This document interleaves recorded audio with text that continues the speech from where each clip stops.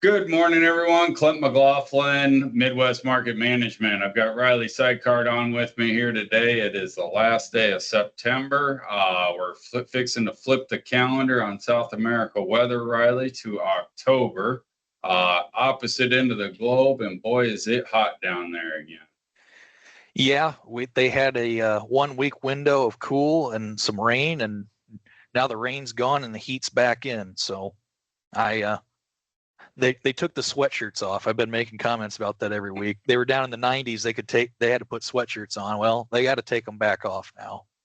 So it's plenty hot. Farming in their skivvies again. Oh man, but I'll hop into the maps here. First thing I do have planning progress for Brazil. Starting out here on the bean side, that little window to the north where they did have some rain and the temps were cool for about a 5-day stretch. We can see that Mato Grosso bean planting is up to 7% versus a 4% average. So there were some guys that took advantage of that window, but I would expect them now to slow down again as the rain's out of the forecast and the heat's back. So that's the one thing to note there on the bean side of things.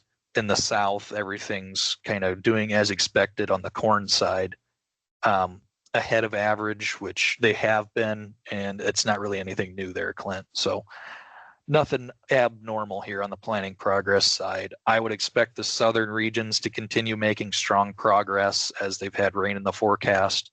So guys have no reason to put on the brakes. Then to the north, more of the same of I wouldn't expect much planting progress at all over the next 10 days. So until there's some rain and heat out of the forecast, I think a lot of guys will have the brakes on to the north. So moving in, putting into perspective how big of a region this area is. We talked about southern Brazil where corn planting's going on. We're talking about the regions of Paraná, Rio Grande do Sul, down here to the south. Whereas the north where the brakes are on is up here in Mato Grosso, Tocantins, Goiás, areas like that. If you really think about how big of regions these are, first the areas to watch here. This is a combination of Safrinha and regular crop. So for right now, for corn, we're looking here to the south. And for beans, we're looking especially here to the north. But thinking about how big of a region this is, just looking at Mato Grosso on a U.S. map, it's almost the entire Midwest here, Clint. I mean, this is huge amounts of area. Not something that you can just say, oh, yeah, there's no rain anywhere down there. It's already the tale of two sides of the country. Southern Brazil's wide open getting rains, and the north's not, and they got the brakes on. So really, really important to think about there. Looking at the next 5 days, we already kind of alluded to it in the beginning. It's hot in the north. Average temps over 100 degrees. In the south, stuff in the 70s and 80s where their windows open. So, yeah, I can't add much to that. The map says it speaks for itself. Yep, it's well articulated. And the 6 to 10 days, more the exact same there. So that's when it gets pink on the map, that's when I'm glad I'm not there. That's all I can say.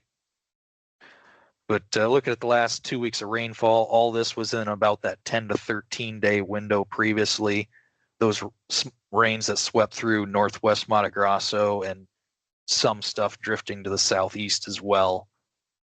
One thing to note over the last 13 days or 2 week forecast, heavy rains hit northern Argentina. They don't have a lot of planting progress done down there yet, but that is really going to slow them down there. I think Brazil, for the most part, is okay, but northern Argentina, I'm going to start putting Argentine maps in next week as we look at that, and their planting window is starting to open. But yeah, worth noting. Looking at the next 5 days of rainfall, south still getting rain, north getting none. Pretty cut and dry. 6 to 10 day, not really a whole lot of rain in the forecast for anybody. As you get northwest out of Mato Grosso, that's where you're getting into the Amazon rainforest and regions like that. So rain's going to be pretty consistent up there to the northwest, but here where it matters, not a whole lot going on. So Looking at the 1 to 13 day, that 10 to 13 shows some of it creeping into western Mato Grosso. We'll have to see if that's really the case. So overall, for right now, a lot of stuff going on here, but not the friendliest for farmers down there, Clint. That's all I have today. Yep. Apologize for the interruption there. And again, Clint McLaughlin, Midwest Market Management. I appreciate everybody tuning in. Thanks a lot and have a great day. This material has been prepared by a sales or trading employee or agent of Midwest Market Management and is or is in the nature of a solicitation. This material is not a research report prepared by of Midwest Market Management Research Department. By accepting this communication, you agree that you are an experienced user of the futures markets, capable of making independent trading decisions, and agree that you are not and will not rely solely on this communication in making trading decisions.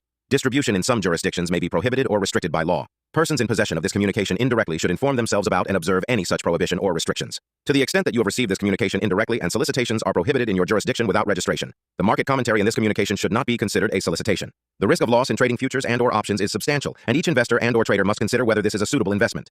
Past performance, whether actual or indicated by simulated historical tests of strategies, is not indicative of future results. Trading advice is based on information taken from trades and statistical services and other sources that of Midwest Market Management believes are reliable. We do not guarantee that such information is accurate or complete, and it should not be relied upon as such. Trading advice reflects our good faith judgment at a specific time and is subject to change without notice. There is no guarantee that the advice we give will result in profitable trades.